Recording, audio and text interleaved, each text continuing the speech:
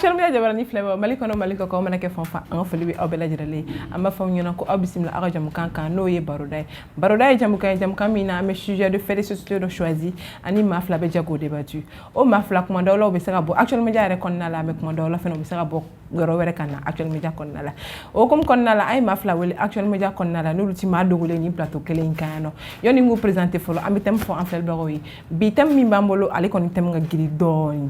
dɔɔni yɛrɛ a ka giri donc an ye maa fila wele ka na o maa fila maa min bɛ kini bolo fɛ ale kɔni ale bɛna kuma an ye diinɛ ta fan fɛ ani maa min bɛ numankuru fɛ ale bɛna kuma an ye sariyako ta fan fɛ ayiwa comme n y'a fɔ cogo min na sunkalo kɔni an bɛ sunkalo kɔnɔna la sunkalo jɔra a mɛnna dɔɔni fɛn min ye tile 10 ani kɔ ye o kɔni kɛra donc an b'a fɔ an filɛbagaw ye k'ala ka sunkalo tɛmɛ ko ɲuman di an n'an filɛbagaw bɛɛ lajɛlen ma ala k'an ka laɲiniw sabati ala ka batow bɛɛ lajɛlen minɛ an b'a fɔ aw ɲɛna ko an bɛna don an ka baroda kɔnɔ ka tila ka hakilila jigin tuguni ko thème tɛ dɔwɛrɛ bi ko polygamy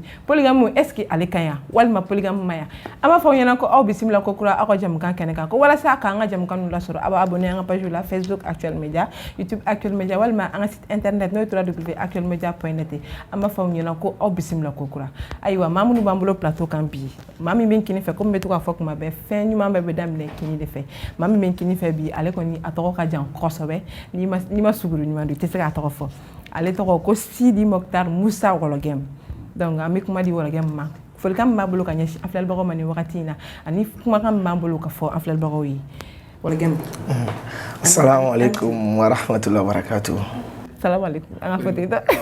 parce que n bɛ fɛ ka fɔ an tile i ye n kunna bɛ ni kisi ye donc je suis obligé ka kisi k'i kan donc Wɔlɔgɛm salam alaikum. Wa alaikum salam wa rahmatullahi wa barakatuh. Ça va alhamdulillah. Baasi foyi tɛ an bɛ Ala tanu. Alhamdulillah sunkalo in a taabolo ka fisa yɛrɛ de. Ayiwa Ala k'o kɛ taga ɲɛ donc folikan jumɛn b'i bolo ka fɔ an filɛbagaw ye nin wagati in na. N bɛ an filɛbagaw fo an lamɛnbagaw fo Mali kɔnɔ ali Mali kɔkan hali bi u sɔgɔlen to ni émission in na u ka an lajɛ kosɛbɛ inshallah wa an b'u fo ni ce ni baraji ba o diyara n ye kosɛbɛ an b'i yɛrɛ fo i y'an ka wele laminɛ a diyara n ye kosɛbɛ donc n'o bɔra yen n bɛ n gɛrɛ n denkɛ la n'ale bɛ numankuru fɛ ne kɔni ka invité ninnu si tɔgɔ ma nɔgɔn bi ale kɔni fana tɔgɔ ko Modibo Soyiba Soyibu de don Soyiba de don a tɔgɔ man di o n denkɛ don n denkɛ kɔrɔbalen cɛkɔrɔba jogo jam jumɛn n denkɛ a tɔgɔ man nɔgɔn a fɔ astagfirullah ni plateau kan ne ma tigi ka kɛ Tarawele a fɔ astagfirullah donc ale tɔgɔ ko Modibo Soyiba Jara donc an bɛ foli Jara ne ka plateau ka Jara de don n'i bɔra plateau i bɛ se ka kɛ Tarawele comme tu veux mais tant que i bɛ yan nɔ i ye Jara de i ba de ne k'a fɔ ne ma ko tantire donc an b'a f'i ɲɛna k'i ni ce i y'an ka wele lamɛn a diyara n ye kosɛbɛ o tɛmɛnen kɔfɛ ka bɔ folikan jumɛn b'i bolo ka fɔ an filɛbagaw ye nin wagati in na. n bɛ nana e yɛrɛ fɔlɔ fo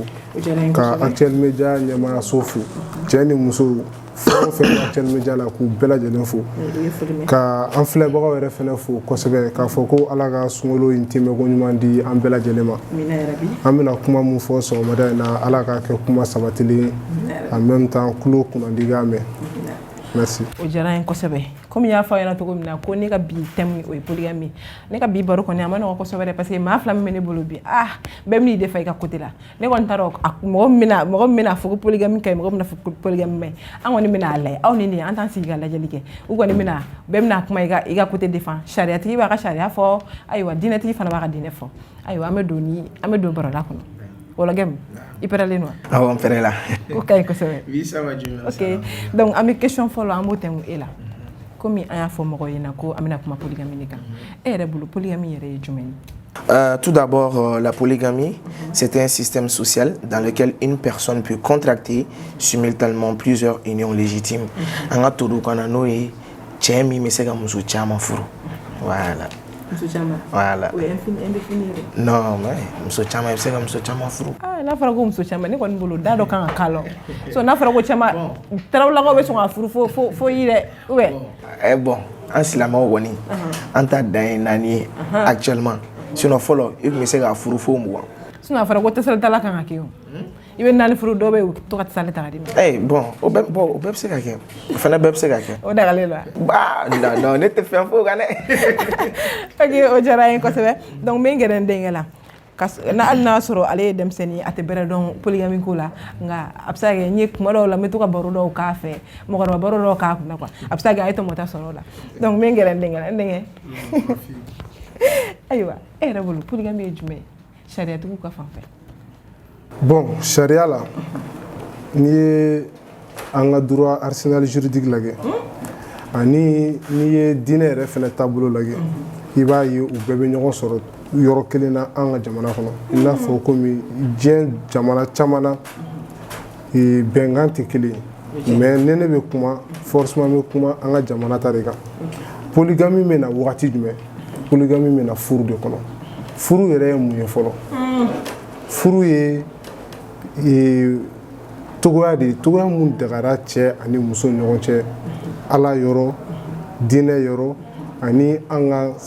sariyaw yɛrɛ fɛnɛ yɔrɔ mais ni furu bɛ kɛ cɛ ani muso ni ɲɔgɔn cɛ yanni furu ka kɛ an ka sariya la soit cɛ i ni muso aw bɛ bɛn a la k'a fɔ ko i tɛ fɛn ta ka fara i muso kan bilen an b'a fɔ o ma ko monogamie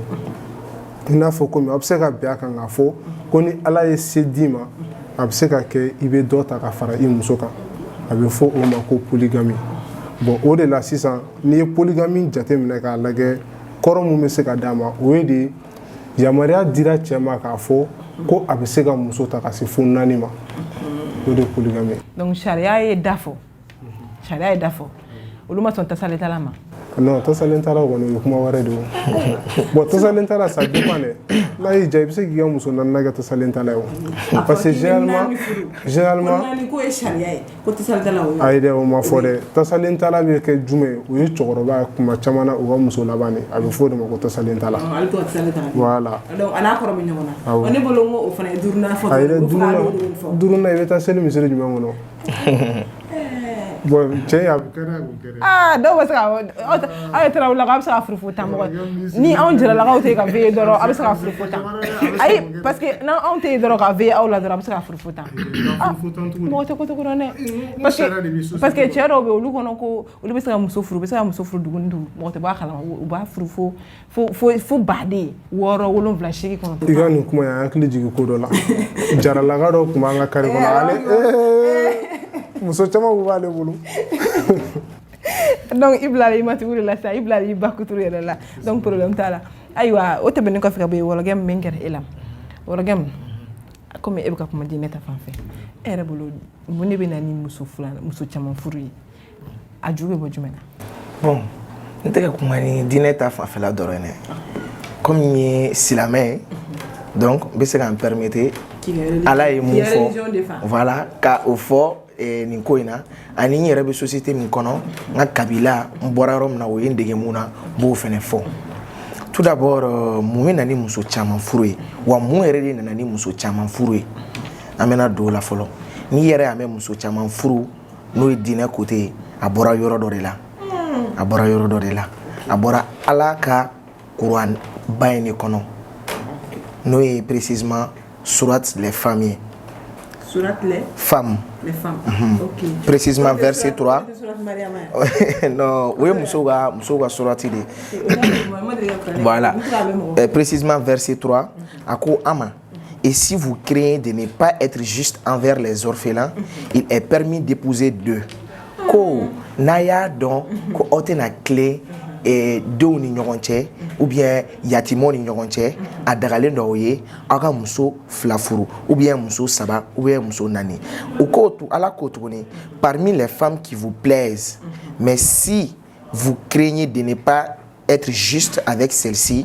alors une seule ou des esclaves que vous possédez, cela afin de ne pas en faire d'injustice ou afin de ne pas aggraver votre charge de famille. 600. Nyaninka ni boni yoronina mena nyefoy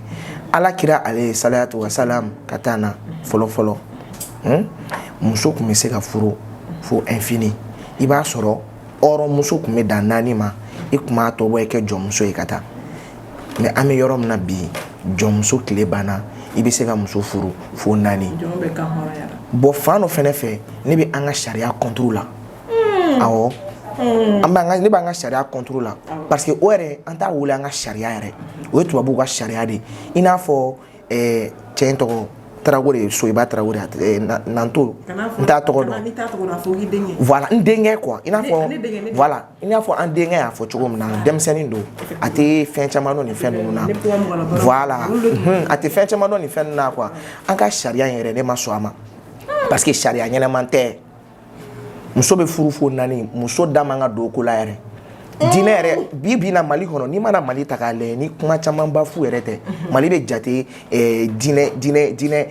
silamɛ dinɛ de fɛ ou bien jumɛn dinɛ de fɛ pourcentage jumɛn de ka ca kosɛbɛ Mali kɔnɔ o tɛ silamɛ dinɛ ya mais e bɛ tila ka na mɛn tuguni ko o silamɛ kelen de bɛ tila k'u jɔ ko ayi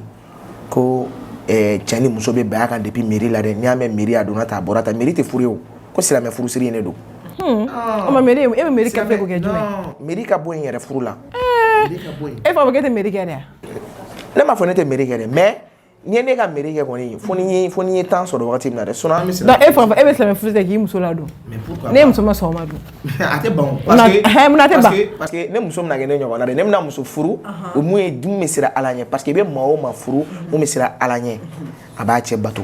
muso o muso tɛ siran Ala ɲɛ o t'a cɛ bato wa cɛ o cɛ fɛnɛ tɛ siran Ala ɲɛ o b'a muso tɔɲɔ i ka kuma latigɛ tɛ mais an b'a ye fɛnɛ k'a fɔ ko mɔgɔ minnu fana b'u ban ka mairie kɛ muso la parce que a ka caman kɛra quoi i b'a sɔrɔ u bɛ ban ka mairie kɛ muso fɔlɔ la u bɛ to la u bɛ t'u den ka muso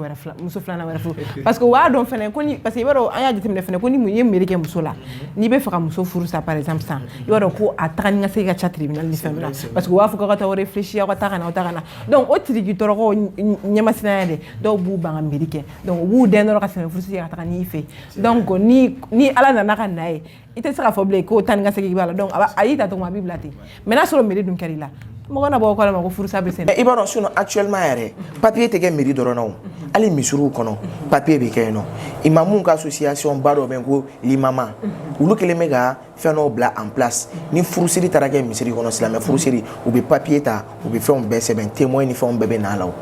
o de ye an ta ye misiri kɔnɔna ye an ta ye chrétienw fɛnɛ fɛ yen église de église kɔnɔna de ye olu ta ye bamananw fɛnɛ fɛ yen olu fɛnɛ b'u ta kɛ cogo min na u ka laada la o de olu ta ye mais mun ye ko mairie o tɛ anw ta ye o. donc e walikɛ min bɛ fɛ k'a fɔ nin plateau kan k'e ma sɔn mairie ma. non ne ma sɔn mairie parce que mairie ta c'est toujours des problèmes. ok y a pas de problème je te reviens n bɛ taa n denkɛ fɛ yen parce que ne ɲɛ b'ale la cogo min na ale fana bɛna fɔ k'ale ma sɔn eta ma donc n bɛna kuma di n denkɛ ma. ayiwa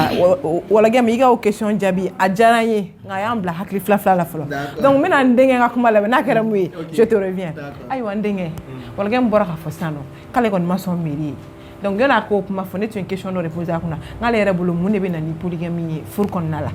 donc a y'o jaabi a tor'o jaabi la a nana fɔ k'ale ma sɔn mairie e yɛrɛ hakilina ye mun ye o ko la o question jaabi ani walagɛ min k'a fɔ ko de fait a ma sɔn mairie ye i hakilina jumɛn b'i la o ko la. bon ne bɛ walagɛ min lakile. komi a gɔlɔnnen don de. an bɛ jamana min kɔnɔ an bɛnna ka na an ka jamana sariya sunba kɔnɔ n'o ye constitution ye ko Mali ye pays laïque ye ne pays laïque kɔrɔ ye min ye diinɛ bɛɛ sago bɛ a ka diinɛ batoli la ka dan a ka hakɛ kɔnɔna la maintenant a ko silamɛw de ka ca Mali kɔnɔ an k'a kɛ ko o ye tiɲɛ maintenant diinɛ wɛrɛ minnu bɛ yen n'olu tɛ silamɛ diinɛ la est ce que diyagoya fo silamɛ diinɛ ka boli olu kan wa. mais est ce que a kumana silamɛya a ye silamɛya dɔrɔn de fɔ. ayi parce que a y'o de fɔ ko 80%. non ne ye chrétien fɔ olu ye silamɛw ko bon en même temps ko mɔgɔw k'a fɔ ko i bɛna muso ta ko fo i muso fɔlɔ u ka bɛn o la. ko o sariya kɔnɔ ko o tɛ. non ne ma sɔn ni yɔrɔ ma dɛ parce que ne ye chrétien non je peux pas accepter parce que n yɛrɛ sigilen ɲɛna i bɛ ka na n ka kuma yɛlɛma plateau sanfɛ n'o ye ne ka hɔrɔnya tɛ n permettre ka sɔn o ma voilà ne ka hɔrɔnya tɛ permettre ka sɔn o ma pourquoi parce que ne ye mun de fɔ n ko Mali kɔnɔ pourcentage bakuruba fɔli la mɔgɔ min ka ca ni bɛɛ ye o ye silamɛw ye n ko silamɛw b'u ta k'u ta cogo la n'o ye chrétienw fɛnɛ olu b'u ta k'u ta cogo la n'o ye bamananw fɛnɛ olu ka bamananya sawura kɔnɔ u fana b'u ta k'u cogo la mais n ko mun ye a mairie lama ye ne ma sɔn o de ma n'o de fɔ sinon chrétienw bɛ yan fɛn caman bɛ yan diinɛ caman bɛ yan nɔ bɛɛ n'i ta kɛcogo dɔn mais n ko diinɛ mun fanga ka bon kosɛbɛ n'o diinɛ de préciser an balimakɛ nanto ye diinɛ mun fanga ka bon o kuma fɔ kun ye mun ye voilà mais parce que ne bolo ale bɛ ka hors sujet de kɛ o maintenant n'a ma ɲa n'i bɛ comparaison kɛ diinɛ mun fanga ka bon o tɛ fɔ bilen dɛ mais e ye silamɛ ye silamɛya ye mun fɔ en même temps sariya mun bɛ yen bi n'o bɛ ka furusiri fɔ an ka jamana kɔnɔ o fana ye mun fɔ i b'o fila de comparer bi ni e ko e ma jɛ ni mairie ta ye mairie sariya bɛ furu bɛ siri cogoya min na mairie kɔnɔ e ma jɛ ni o ye ça veut dire que e ma jɛ hali ni silamɛya ta ye o parce que bi an ka sariya bɛ ka min fɔ ani silamɛya ye min fɔ furusiriko la a bɛɛ ye kelen n'a dan tɛ dɔrɔn k'a fɔ ko i bɛ taga furu siri mairie la ou bien i bɛ taa furu siri misiri la en même temps sariya in kɔnɔ furu siri cogo ni yɔrɔ in fila bɛɛ la a fɔra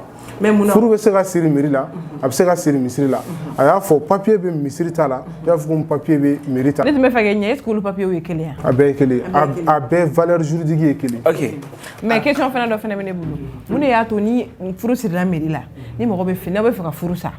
comme an si ka laɲini tɛ furusa ye furu bɛ yen furusa bɛ yen donc n'i bɛ fɛ ka furu sa mun de y'a to u y'i bila tan ni ka segin misɛnnin ninnu na pour que furu kana sa joona de don wa ou bien u tɛ fɛ furu de ka sa wa ne kɔni ma foyi faamuya. n'a fɔ komi an ka maabaw y'a fɔ fɔlɔ cogoya min na ko furusa hali a kuma tun bɛ fɔ yɔrɔ min na a tun bɛ taa fɔ soforokun de la a tun tɛ fɔ hali dugu kɔnɔ ko wa ko n'a kuma tun fɔra hali yiri min kɔrɔ ko yiri bɛ sa o kɔrɔ de furu barika mun bɛ furu la furusa a dagalen tɛ wa furusa kojuguba de don c'est pourquoi ni furu bɛ sa aw bɛ taga tribunal la n'aw taara tribunal la u b'aw bila séparation de corps la kalo 6 kɔnɔna la walasa k'a lajɛ toujours est-ce que solution bɛ pour que ninnu ka bɛn wa a ka ca ala fɛ kuma caman na o 6 mois in bɛ ban kuma o kuma o y'a sɔrɔ u bɛnna. donc a kun y'o de. a kun y'o de parce que furusa man di hali tribunal kɔnɔ mɔgɔw ye. mais n'i y'a ye k'a fɔ ko furu mun bɛ yen nɔ ko solution foyi t'a la f'a furu ka sa furu bɛ sa mais maintenant i ka question na ko mun de bɛ na ni polygamie ne tɛ se k'a fɔ exactement min bɛ na ni polygamie mais polygamie anw n'i y'a sɔrɔ ni anw ye silamɛ et que an sɔnna an ka silamɛya taabolo ma ala de ye polygamie fɔ ala de y'a yira k'a fɔ cɛ bɛ se ka muso caman ta k'a daminɛ 1 na ka taa fo 4 na parce que ala bɛ anw dɔn ka tɛmɛ anw yɛrɛbakun kan. mais ala fana y'a préciser dɛ. ko n'i b'a dɔn i tɛ se ka tile u ni ɲɔgɔn cɛ k'i ka dan kelen ma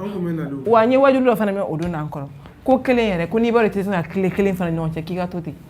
non furu min fɔra furu ala ye furu laɲini furu ka di ala ye ka tɛmɛ kulonkɛ kan mais maintenant furu fana kɔnɔna la maa o maa ni e b'a dɔn k'a fɔ ko e bɛ se k'i yɛrɛ minɛ furu tɛ diyagoya e kan o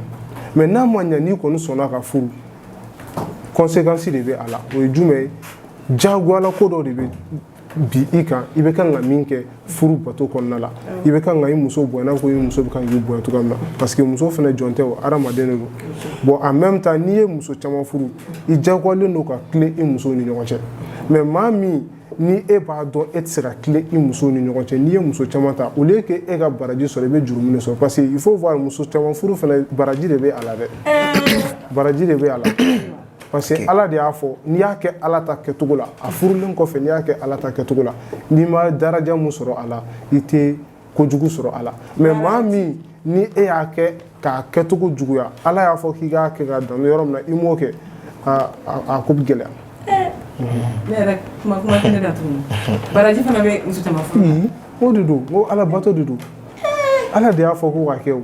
e natɔ. bɛɛ tɛ se ka tile u ni ɲɔgɔn cɛ sa. n'i tɛ se ka tile i b'i sen bɔ a la. u b'a dɔn k'u tɛ tile mɛ u bɛ tila k'u fasaja k'a kɛ. ayi mais n'i y'o kɛ i bɛ taa ala sɔrɔ i ɲɛ o n ko ala de y'a fɔ. o de tun y'a fɔ ko caman jɛngɛnen bɛ taa minɛ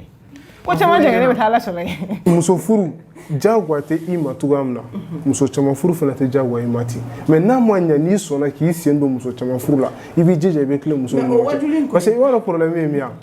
est ce que i ka muso caman furu o man fisa i ka muso kelen furu o b'i bolo so yen nɔ i kelen don ka diɲɛ ɲagata sugu bɛɛ ta ka d'a kan parce que i tɛ don so yɛrɛ i bɛ taa tugu muso wɛrɛw de kɔ. payi i ka o question diyara n ye kosɛbɛ e taara muso nɔfɛ o fɛ yen don min na e ko k'i b'a fɛ e y'a furu ka na i ka so mun bɛ e fana bila ka taa kɛnɛ ma tuguni. o de ma ɲi e ye muso min furu n'e b'a dɔn k'i tɛ muso fɛ mun na i b'a furu ka na n'a ye ayi n'i ye muso furu ka na n'a ye ayi ni tɛ muso fɛ tɛ kelen ye dɛ sisan ala y'a dɔn de k'a fɔ ko cɛ ko i mana muso kelen ta muso kelen talen kɔfɛ i bɛ se ka ɲɛbɔ dɔ wɛrɛ fɛ tugun o de kama a ko yanni i ka taa kɛ kulonkɛ ye kɛnɛ ma a ta i ka furu ka fara kan wa ne yɛrɛ hakili la muso ɲuman yɛrɛ dɛ i fana ka kɛlɛ bɛ kan ka kɛ nin a kɔkɛ yanni i k'a kɛ yala yala ye vraiment hali ga la ke beta min no fe wala do ko ta shiga be yana no ko wa fi khale ta geren lo ni ko ga shinga ti fi wa fo ko yana kala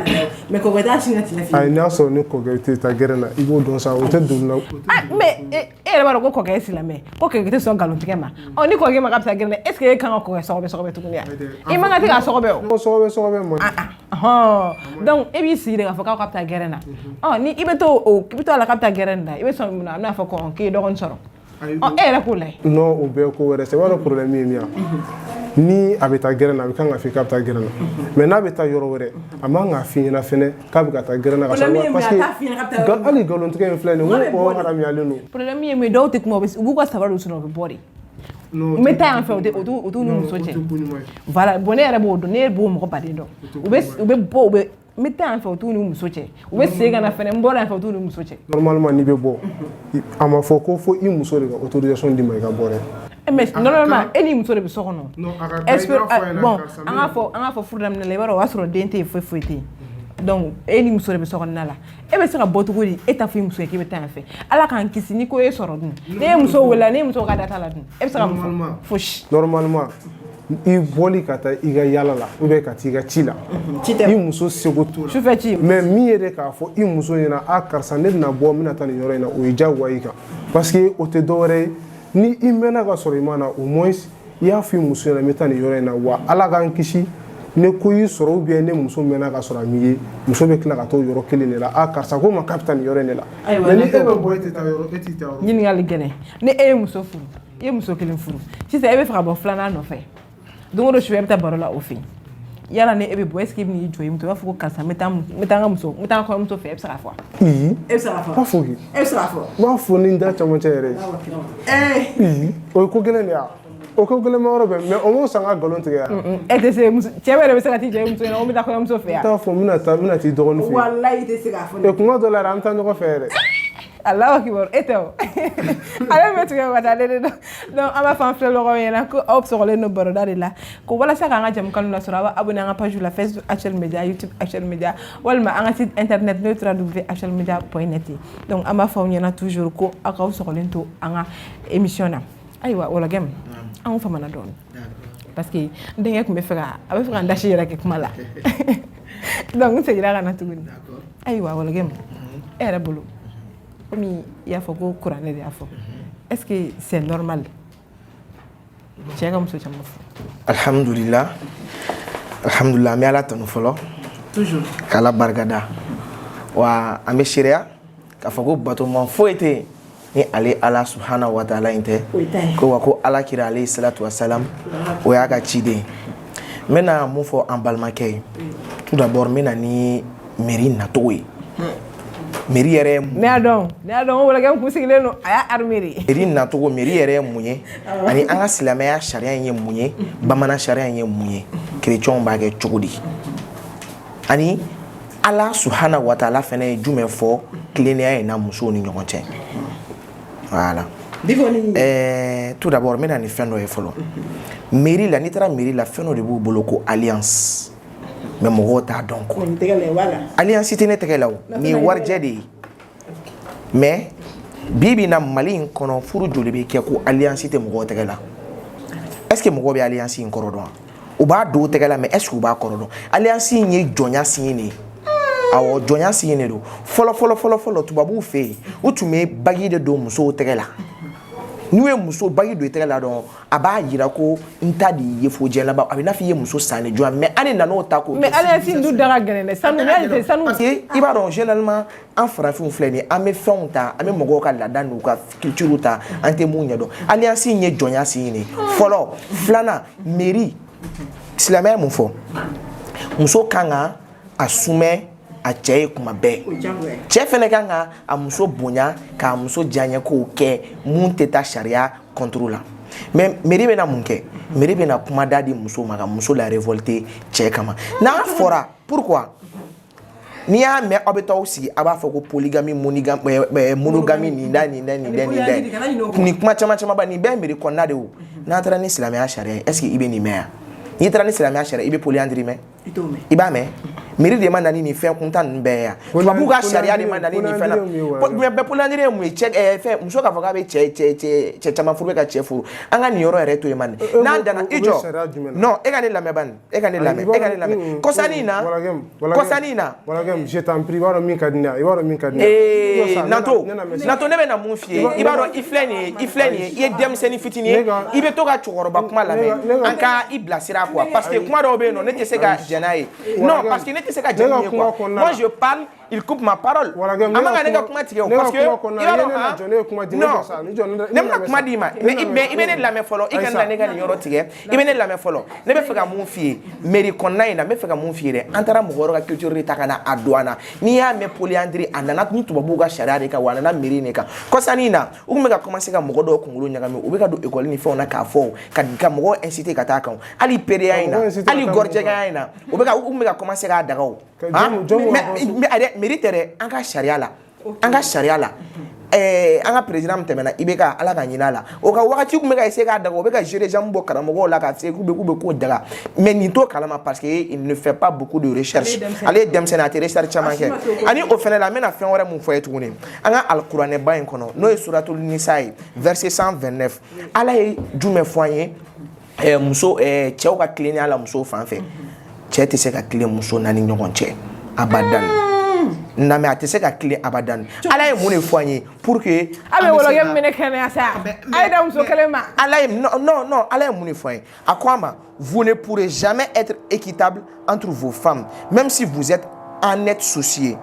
Ne vous penchez pas tout à fait vers l'une d'elles au point de laisser l'autre comme en suspens. Mais si vous vous réconciliez et vous êtes pieux, donc Dieu est certes pardonneur et miséricordieux. Ako ante se ka clé a muso beni ɲɔgɔn mais an kana jɛngɛ kojugu k'an ta muso kelen fɛn ka muso dɔ in to yen kankan ala yɛrɛ y'a fɔ aw ɲɛna k'aw tɛ se ka clé u ni ɲɔgɔn cɛ mais n'a t'a da kelen ma dɛ muso furu in filɛ nin fo naani na nato ko yɔrɔ dɔ la ko wajibi do wajibi tɛ sunna de do ala kira alayhi salatu wassalam ka sunna de do ko ka muso naani furu ko sunna de do en plus a b'an permettre an bɛ baraji ba sɔrɔ n'i ye muso kelen fara i ka muso kelen kan so k'a dafa fo naani na i bɛ muso kelen o kelen ta i bɛ baraji de sɔrɔ k'a dan dɔrɔn furu batoli dɔrɔn o dɔrɔn y'a damana baraji ka parce que a bɛ ɲɔgɔn kisi ka bɔ jurula ko aramuw ma o ye fɔlɔ ye filanan muso caman furu a b'i permettre i bɛ waliden wɛrɛw ladon i fɛ yen k'u bila i ka diinɛ sira kan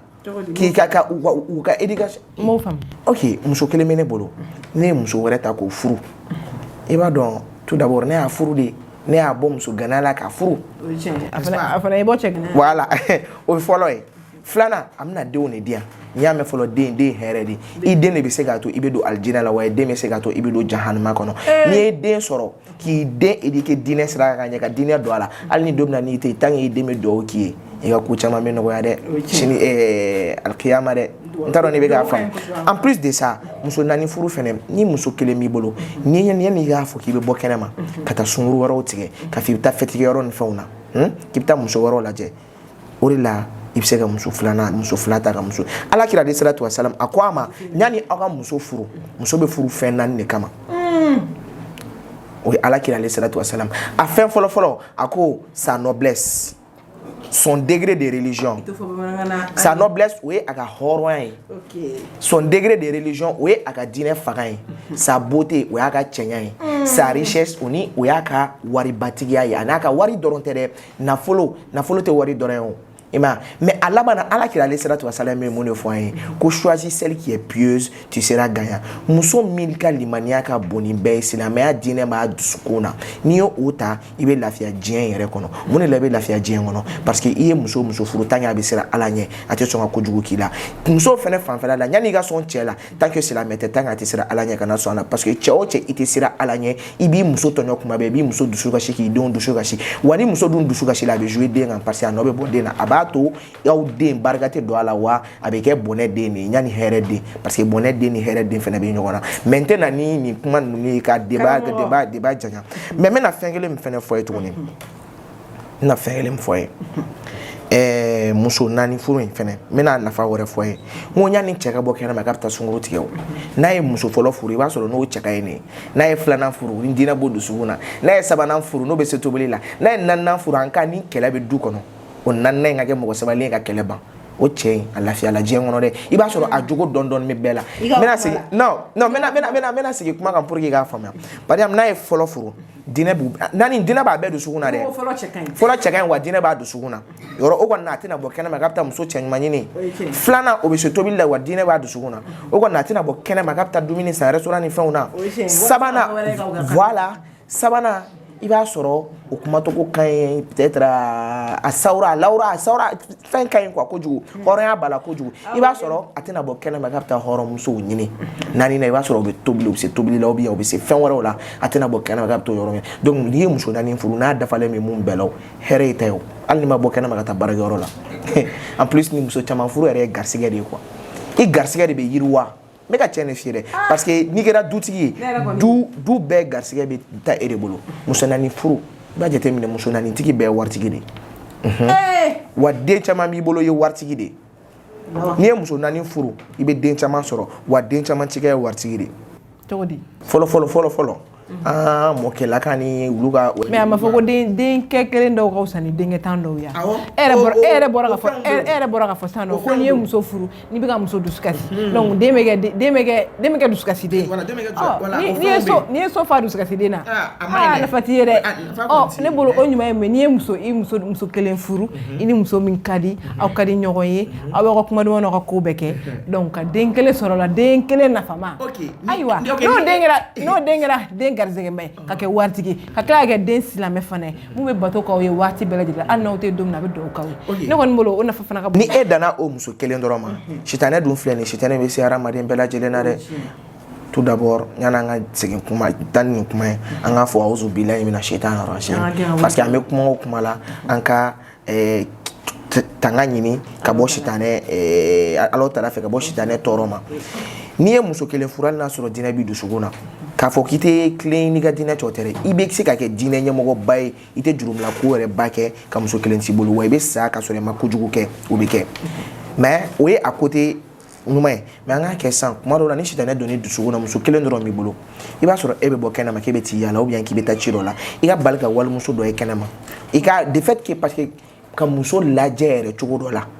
k'a mɛn k'a farikolo yɔrɔ jateminɛ o ye jɛnɛya modèle dɔ ye o cɛ furulen ka bɔ ka taa jɛnɛya kɛ kɛnɛ ma est-ce que o ka ɲi n'i ka kuma latigɛ tɛ ala ko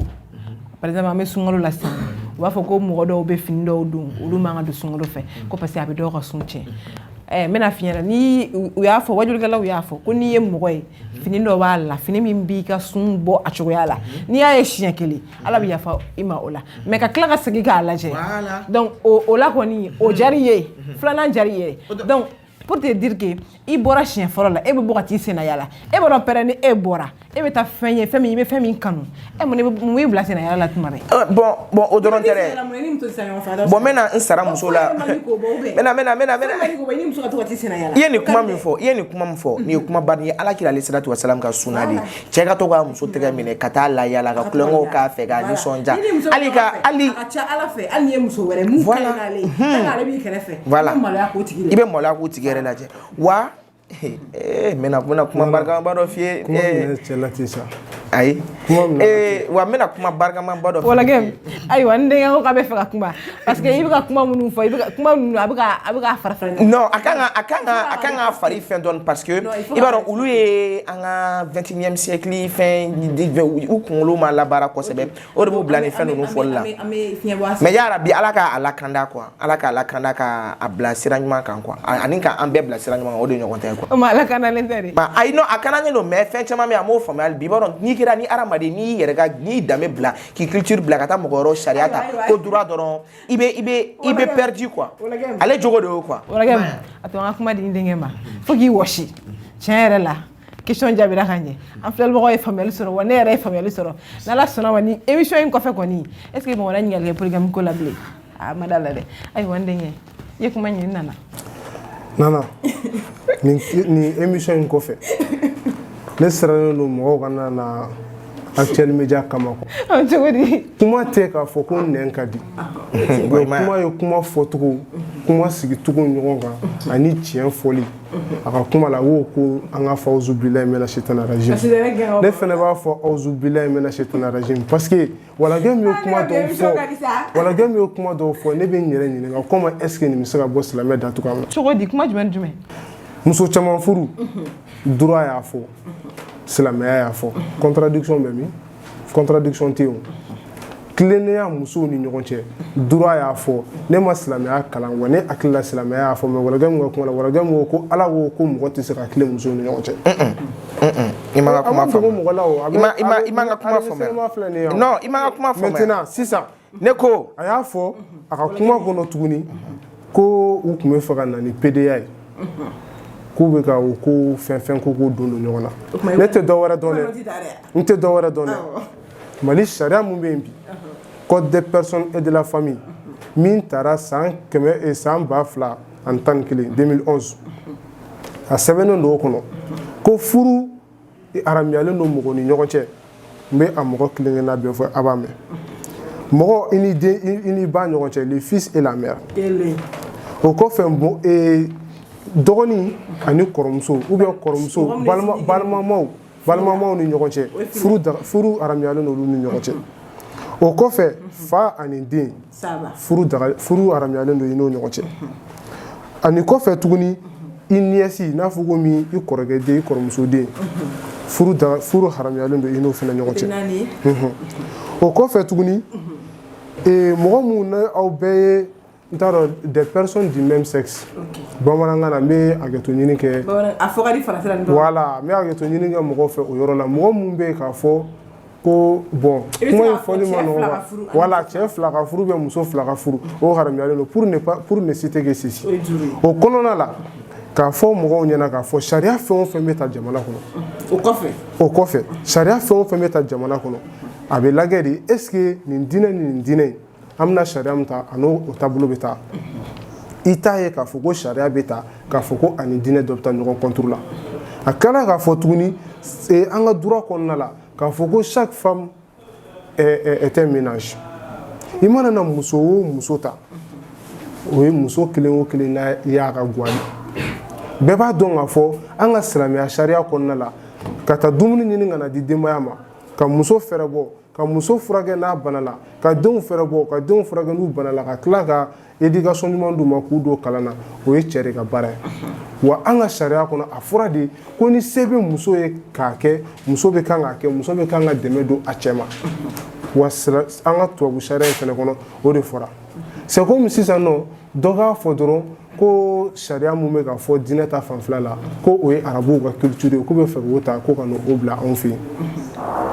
yanni silamɛya ka na an ka jamana kɔnɔ yan an ka mɔgɔ dɔw tun bɛ bolisɔn kɛ mais i tun b'a ye k'a fɔ ne bolisɔn in tɛ parce que an bolo de kojugu o ye filannikafɔ ye fɛn o fɛn bɛ yen nɔ k'a fɔ ko bolisɔnna tun t'a kɛ silamɛya ma sɔn a ma bolisɔnna tɛ sunkuru tigɛ a tɛ bin mɔgɔ kan a tɛ nkalon tigɛ wa a tɛ tugu walimuso nɔfɛ a tɛ sonyɛni kɛ a tɛ faden to fo ka diɲɛ dugukolo meleke a t'o dun o kɛra ka sɔrɔ yanni silamɛya ka na anw fɛ yan silamɛya nana o kelen de bɛ yen nɔ wa droit mun fana bɛ yen n'i ye droit ta k'a lajɛ droit ni silamɛya bɛɛ bɛ ɲɔgɔn sɔrɔ yɔrɔ dɔ la. mais walakɛ min magara alliance ko in na e yɛrɛ bɛ mun faamu alliance ko la. bon kuma dɔw la an bɛ kuma dɔw fɔ an tɛ kuma minnu kɔrɔ de dɔn quoi alliance tɛgɛ denkɔni tan de bɛ mɔgɔ la mais mun de la a bɛ don nin na. bon ne delila ka kɔrɔw ye mais hakili tɛ kɔrɔ ninnu na. jeli sira bɛ nin tɛgɛ in kelen de la ka na fɔ mɔgɔ kɛrɛ la. o tuma i ye dɔgɔtɔrɔ ye. scientifique ye min yira scientifiquement o y'o ye o kɔfɛ tuguni a yɛrɛ y'a fɔ a ka kuma la ko n'i ye alliance don muso tɛgɛ la k'o kɔrɔ de ko muso kɛr'i ta ye mais n'i ye muso furu muso ma k'i ta ye. ni alliance donna muso tɛgɛ la ko ye jɔnya sin tɛ dɛ ni alliance donna muso tɛgɛ la o kɔrɔ de cɛ minnu bɛ yen nɔ a ye malo nin muso in ma nin ye dɔ ta ye ni alliance yera a tɛgɛ la dɔrɔn a bɛ fɔ de a ye malo nin ma nin ye dɔ ta ye cɛ fɛnɛ n'a b'i tɛgɛ la i b'a ye k'a fɔ mɔgɔw bɛ malo in ma u b'a fɔ a karisa furula e ma alliance ko kuma fɔra dɔrɔn e ko k'an k'an tɛgɛw yira bon n'a sɔrɔ n'an tɛgɛ denkɔniw na ni alliance kun b'a la yan dɔrɔn directement i kun bɛ na ye bon maintenant mais ne baro ke fa e a fin ti saka yete parce que e ba ma furu folo e be saka e be photo ke e ba ma furu be saka to ke muso. Maintenant me fera mieux faut quoi. Mogo ni il nana plateau sans faire kuma. Atena ko mi atena fo ko mi ko ni pay. Mais kuma dɔ la an bɛ kumaw de fɔ yan nɔ min bɛ kɛ hakililajigi ye mɔgɔw ma mais an ka dɔn k'a fɔ ko mɔgɔ minnu bɛ k'a lajɛ ko mɔgɔ caman fana b'u la min bɛ ko dɔn ka tɛmɛ an kan donc n'an bɛ kuma an ka kuma basigi sariya an kana fɛn fɔ an tɛ fɛn min dɔn. Ayiwa o diyara n ye kosɛbɛ an b'a ladɔnniya k'a fɔ ko aw sɔgɔlen don HL Media la kɛrɛnkɛrɛnnenya émission baro la an b'a fɔ ɲɛna ko walasa k'an ka jamukan ninnu lasɔrɔ a bɛ abonné an ka page la Facebook HL Media YouTube HL Media walima an site internet n'o tora www.hlmedia.net ayiwa émission bɛ ka se a kuncɛyɔrɔ la mais question la avant dernière question b'o poser n denkɛ kunna n denkɛ comme émission bɛ ka se a kuncɛyɔrɔ la e yɛrɛ bolo avantage ni conséquence jumɛn de bɛ muso caman furu la. Muso caman furu. Avantage n'a conséquence. Avantage mun bɛ se ka kɛ a la o ye ni muso caman yɛrɛ ta ni muso n'ala y'a kɛ n'u bɛnna u bɛ se ka kɛ ɲɔgɔn ma jigi ye u bɛ se ka ɲɔgɔn dɛmɛ muso ni yɛrɛ fana bɛ se ka k'i ma jigi o kɔfɛ n'i y'a jateminɛ k'a lajɛ bi an ka société kɔnɔna la muso caman furu kɔlɔlɔ min bɛ a la o avantage t'a la k'a sababu kɛ anw yɛrɛ cɛ dɔw ka comportement ye. K'a sababu kɛ kuma dɔ la an muso dɔw yɛrɛ ka comportement ye parce que n'i ye muso caman furu ka da ɲɔgɔn kan i ma musow t'u danbe la i ma musow minɛ hakɛ kelen na a bɛ conséquence bɛ na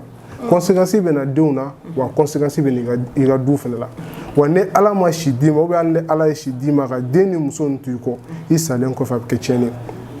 i ka guwa bɛ fara i ka guwa bɛ fara bi an y'o caman de n'a ma ɲa ni mɔgɔ o mɔgɔ ni i sɔnna ka kɛ cɛ ye cɛ mun ko a bɛ muso caman ta i k'i jija i ka tile i musow ni ɲɔgɔn cɛ tilennenya in kɔfɛ musow ni ɲɔgɔn cɛ i ka tile denw ni ɲɔgɔn cɛ o de b'a to i ka du bɛ si sɔrɔ wa i yɛrɛ salen kɔfɛ i bɛ se ka da mais n'i m'a kɛ ka ɲa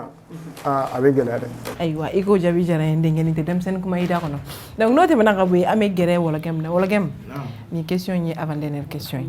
Ni question posée na to kuna o question kelen de do e yɛrɛ bolo avantage ni conséquence jumɛn de bɛ se ka sɔrɔ muso caman furu. Bon avantage min bɛ muso caman furu la o inconvénient ba t'a la parce que ni i sɛmɛ ka taa an ka dugu in kɔnɔ dɔrɔn kɔnɔ k'i bɛ nin kuma in juger i bɛ taa fili la dɔɔnin i b'a ta bakuruba de la depuis diɲɛ création fo bi a ye nafa jumɛn de se diɲɛ n'a kɔnɔna fɛnw ma a ye juguman jumɛn de s'u ma n'i basé o fɛ i b'a nafa ye i b'a juguman ye donc nafa a ye nafa min se hadamadenw ma a m'o juguman s'o ma tout d'abord n'i yɛrɛ y'a mɛn fɔlɔ ko sɛnɛkɛlaw cayara dutigi kɛra waritigiba ye fɔlɔ o ye muso caman de b'a bolo a denw bɛɛ bɛ taa sɛnɛ la wa an bɛ a fɔ fɛnɛ muso caman furu fɛnɛ a bɛ cɛ permettre k'a ka diinɛ matarafa fɔlɔ filanan a b'a to cɛ bɛ barajibaw sɔrɔ wa a bɛ den caman sɔrɔ a bɛ don musow jigikɔrɔ voilà a bɛ musow kisi jurumlakow ma musow fana bɛ o cɛ kelen kisi jurumlakow ma wa barajiba de b'a la silamɛya la ala kira alayhi salatu wa salam a ka sunnaba dɔ don donc an bɛ mɔgɔw tan kosɛbɛ ka taa muso caman furu la u ka muso kelen kelen furu ye hali n'u m'a kɛ muso naani ye u ka to ka filanan ni sabananw fara a kan kosɛbɛ o ka ɲi quoi o ka ɲi. E k'o kuma tɔ fɔ i yɛrɛ ayiwa ne me question laban tɛngu e la ne y'o ni ka question laban tɛngu e la ayiwa komi e ye ne den ne kan ka muso furu k'a d'i ma e yɛrɛ i bɛ muso joli fɛ. Bon ne t'a dɔn ne bɛ muso hakɛya min fɛ parce que sariya la a fɔra ko cɛ bɛ kan ka muso ta fo 4 san wɛrɛ kɔni ne bɛ muso furu k'a d'i ma. Cɛ bɛ kan ka muso ta fo 4 o ye kelen ye n ye silamɛ n ka furu bɛ siri misiri la n'ala sɔnna ma silamɛya m'a kɔn ko furu ka siri miri la n ka furu bɛ siri miri la wa silamɛya m'a kɔn ko i ka polygamy signé n'ala sɔnna n bɛ polygamy signé polygamy signé ne b'a yira k'a fɔ ko ni ye se sɔrɔ wa ni daruya gɛlɛn tɛ n na n bɛ muso dɔ ta ka fara muso kan ne b'o de donc an bɛ se k'a fɔ an bɛ se ka compter e ka fɔ muso 4 parce que i yɛrɛ ma hakɛ fɔ a la donc o question tɛmɛnen kɔfɛ ka bɔ yen kumakan laban jumɛn de b'i bolo ni plateau in kan ka fɔ an filɛbagaw ye ni émission in na. Foli ni tanuni ka ɲɛsin an filɛbagaw ma an ye denmisɛnninw an t'a bɛɛ dɔn mais ala ye an garisɛgɛ ala ye an daw garisɛgɛ ka min fɔ i n'a fɔ komi depuis n ka kuma daminɛ n ko an bɛ kuma min fɔ ala ka kuma ninnu bɛɛ san a ba ma bon n'a ma ɲa ni kuma porokotolen fɛnɛ bɔra la u b'a a dɔn k'a fɔ ko fili don mais tugu tɛ voilà donc u ka hakɛ to o yɔrɔ la mais ne mɔgɔ min ye fili dɔn k'i tugu ka fili ka kumaba dɔw fɔ mun tɛ cɛ i ni téléspectateur bɛ ɲɔgɔn ye dɛ. Ok Nato i ka o question i k'o jaabi diyara n ye kosɛbɛ ayiwa wala gɛm a kɔni sera a kuncɛyɔrɔ la sa o yanni n ka question laban posé la e bɛ fɛ ka muso joli furu. Bon alhamdulilahi rabbil alamin bon comme actuellement ne yɛrɛ ma muso furu envisager ka kɛ donc n tɛ se ka kuma fɛn na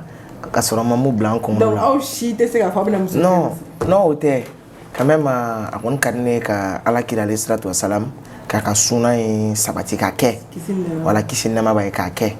voilà donc a bɛ se ka kɛ n bɛ dan muso kelen ma a bɛ se ka kɛ n bɛ muso caman furu mais an bɛ ala deli ala ka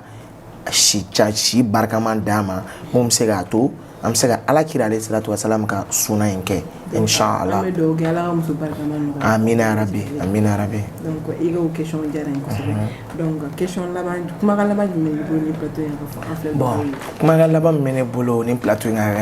ka fɔ an filɛbagaw ye o ye k'a fɔ ne bɛ welewele se tout d'abord an ka diinɛ mɔgɔw ma sariya dɔnnabaw ma n'a sɔrɔ n'u bɛ se ka bɔ u bɛ ka to ka sisan wajuliw kɛ muso caman furu kan pour que ka silamɛya sariya walawala mɔgɔw ye barisa an minnu ye denmisɛnninw ye an bɛ se ka dɔɔni dɔrɔn de fɔ a la an ye mun kalan fitinin mais mun ye a profondeur ye an tɛ se ka don o la parce que o kalan tɛ anw na donc an marala mun kɔnɔ ani an danbe ye mun fɔ an ka culture ye mun fɔ an bɛ se k'o de lase an balaka n'an falakaw ni an dɔgɔninw ma minnu bɛ ka an lajɛ donc vraiment an bɛ welewele lase diinɛ mɔgɔw ma ani an mɔkɛw an ka mɔgɔkɔrɔbaw n'u bɛ se ka to ka bɔ ka dɔɔni fɔ a ma pour u bɛ se ka conseil dɔɔni di an fɛnɛ ma an fɛnɛ bɛ se ka fili kuma caman na donc an b'u deli u ka hakɛ to an ye donc ne b'u bɛɛ lajɛlen fo u bɛɛ ni ce u ni baraji an ka nin plateau in filɛli la hali bi u ka u sɔgɔlen to n'o ye Actuel Media ye ka to ka nin émission ninnu caman sɔrɔ. ayiwa an b'a ladɔnniya k'a fɔ ko jamukan kɔni ale sera kuncɛyɔrɔ la comme n y'a fɔ ɲɛna cogo min na bi thème kɔni ale kun ka girin kosɛbɛ o kun ye polygamie ye comme fɛn min ye cɛ ka muso caman furu n'a sɔrɔ kɔlɔlɔ min b'o la ani avantage min b'a la o kɔni ye da don o la kosɛbɛ k'o fɔ an filɛbagaw ye n'o ye wɔlɔgɛmu ale ni nato ye olu kɔni o ye caman fɔ a ko la donc an b'a fɔ ɲɛna ko an bɛ sunkalo la toujours k'ala ka bato bɛɛ lajɛlen minɛ k'ala ka laɲiniw sabati k'ala ka sunkalo caman yira ani alisilamɛw bɛɛ lajɛlen la an b'a fɔ ɲɛna ko ni ala ma basi kɛ an bɛ ɲɔgɔn sɔrɔ yan nɔ ni plateau kelen ka gérer don ko aw k'an bɛn diɲɛ waati wɛrɛ.